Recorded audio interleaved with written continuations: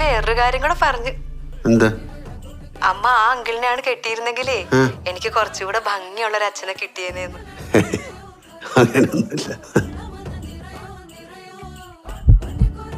ഈശ്വര,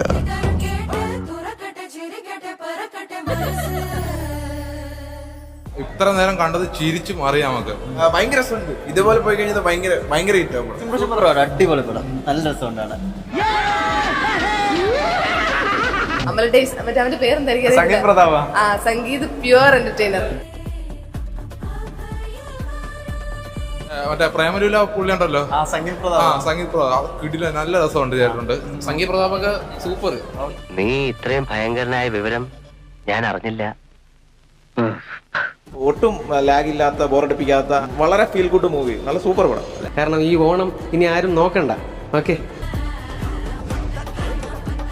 സിമ്പിൾ പടം ഭയങ്കര നൈസായിട്ട് ഫീൽ ചെയ്തു. ലാലേട്ടന് കുറെ നല്ല മാനർസങ്ങൾ ഉണ്ടായിരുന്നു. അങ്ങനെയൊന്നുമില്ല.